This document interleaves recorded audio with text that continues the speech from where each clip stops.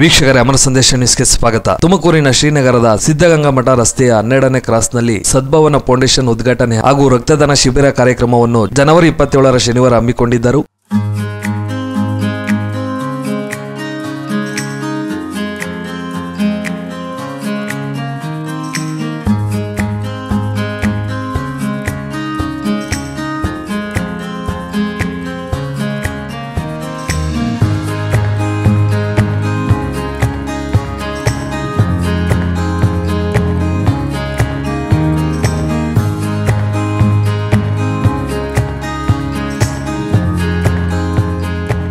ಈ ಸಂದರ್ಭದಲ್ಲಿ ಜಿಲ್ಲಾ ಕಾನೂನು ಸೇವಾ ಪ್ರಾಧಿಕಾರದ ಕಾರ್ಯದರ್ಶಿ ಶ್ರೀಮತಿ ನೂರುನ್ನಿಸಾ, ಅಧ್ಯಕ್ಷತೆಯನ್ನು ಶ್ರೀ ಕೃಷ್ಣ ಕಾನೂನು ಕಾಲೇಜಿನ ಪ್ರಾಂಶುಪಾಲರಾದ ಡಾಕ್ಟರ್ ವಿನೇಟ್ ವಿಮಲ ವಹಿಸಿದ್ದರು. RDPR ಇಲಾಖೆಯ AEE HR ರಮೇಶ್, ಹಿರಿಯ ನ್ಯಾಯಾಧೀಶರಾದ ಲುಂಕಪ್ಪ, ಲೆಕ್ಕ ತನಿಖಾ ವರ್ತುಲ ಜಂಟಿ ನಿರ್ದೇಶಕ ಚಂದ್ರಶೇಖರ್, ಸದ್ಭಾವನಾ ಫೌಂಡೇಶನ್ನ ಗೌರವಾಧ್ಯಕ್ಷ ಪರಮೇಶ್ HV, ಅಧ್ಯಕ್ಷರಾದ ಸೋಮಶೇಖರ್ ಅಲ್ಯಾಳ ಸೇರಿದಂತೆ ಫೌಂಡೇಶನ್ನ ಪದಾಧಿಕಾರಿಗಳು ಪಾಲ್ಗೊಂಡಿದ್ದರು.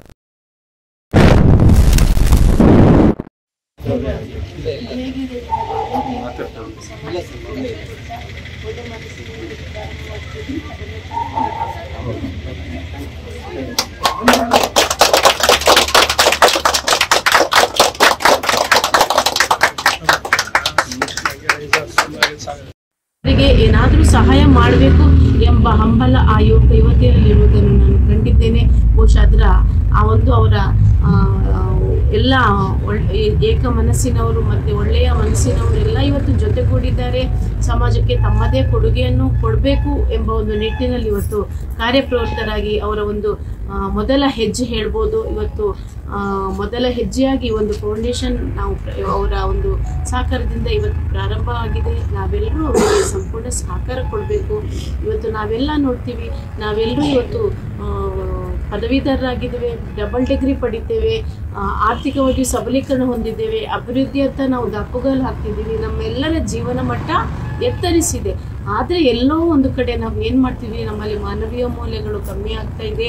ಇನ್ನೊಬ್ಬರ ನೋವಿಗೆ, ಇನ್ನೊಬ್ಬರ ಕಷ್ಟಕ್ಕೆ ತುಡಿಯುವ ಮನಸ್ಸು, ಆ ಮಿಡಿತ ನಮ್ಮಲ್ಲಿ ಎಲ್ಲೋ ನಶಿಸ್ತಾ ಇದೆ ಅಂತ ನನಗೆ ಅನಿಸ್ತಾ ಇದೆ. ಇವತ್ತೆಷ್ಟೋ ಹಿರಿಯ ನಾಗರಿಕರಿರ್ಬೋದು ಅಥವಾ ಆರ್ಥಿಕವಾಗಿ ಆಸಕ್ತರಾದವರು ಬಹಳಷ್ಟು ನಾವು ನೋಡ್ತೀವಿ.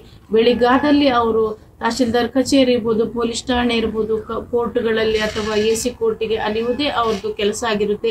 ಯಾಕಂದರೆ ಎಲ್ಲೂ ಹೋದರೂ ಅವರಿಗೆ ಸೂಕ್ತ ಸಮಯದಲ್ಲಿ ಅವರಿಗೆ ಅವರ ಕೆಲಸ ಕಾರ್ಯಗಳು ಆಗಲ್ಲ, ಅವರ ಹಕ್ಕುಗಳು, ಅವರಿಗೆ ಸಿಗುವಂಥ ಸೌಲಭ್ಯಗಳು ಸಿಗ್ತಾ ಇಲ್ಲ ಎಂಬ ಅರಿವು ನಮ್ಮ ಗಮನಕ್ಕೆ ಬಂದಿದೆ. ಈ ನಿಟ್ಟಿನಲ್ಲಿ ಅವರಿಗೆ ಈ ಒಂದು ಫೌಂಡೇಶನ್ನ ಎಲ್ಲ ಸದಸ್ಯರು ಅವರಿಗೆ ಕೈ ಜೋಡಿಸ್ತಾರೆ ಅಂತ ನಾನು ಭಾವಿಸ್ತೀನಿ. ಆ ಮೂಲಕ ಏನಿದೆ, ನಾವು ಬರೀ ವಿದ್ಯಾವಂತರಾದಷ್ಟೇ ಸಾಲದು, ಪದವಿ ಗಳಿಸಿದಷ್ಟೇ ಸಾಲದು. ಆ ವಿದ್ಯಾ ಜೊತೆಗೆ ನಾವು ಗಳಿಸುವ ಪದವಿಯ ಜೊತೆಗೆ ನಮ್ಮ ವ್ಯಕ್ತಿತ್ವ ಸಹ ಹಾಗೆ ಪ್ರಕಾಶಮಾನವಾಗಬೇಕು. ನಮ್ಮಲ್ಲಿ ಮಾನವೀಯ ಮೌಲ್ಯಗಳು ಸಹ ಆ ವ್ಯಕ್ತಿತ್ವ ಜೊತೆಗೆ ನಮ್ಮ ವಿದ್ಯಾಭ್ಯಾಸಕ್ಕೆ ತಕ್ಕಂತೆ ಆ ವ್ಯಕ್ತಿತ್ವದಲ್ಲಿ ಇನ್ನೂ ವಿಕಸನ ಆಗಬೇಕೇ ವಿನಃ ನಮ್ಮ ವ್ಯಕ್ತಿತ್ವಕ್ಕೆ ಇನ್ನೊಬ್ಬರು ಬೊಟ್ಟು ತೋರಿಸಿ ಹೇಳುವಂಥದ್ದು ಇರಬಾರ್ದು. ನಾವು ಇನ್ನೊಬ್ಬರ ದುಃಖಗಳಿಗೆ, ಇನ್ನೊಬ್ಬರ ನೋವಿಗೆ ಸಾಂತ್ವನ ನೀಡಿ, ಅವರ ನೋವಿಗೆ ಸ್ಪಂದಿಸಿ, ಅವರ ಸಮಸ್ಯೆಗಳಿಗೆ ಪರಿಹಾರ ಕೊಡುವಂಥ ಒಂದು ಮನಸ್ಸನ್ನು ನಾವಿವತ್ತು ಮಾಡಿಸ್ಕೊಳ್ಬೇಕು. ಹಾಗೂ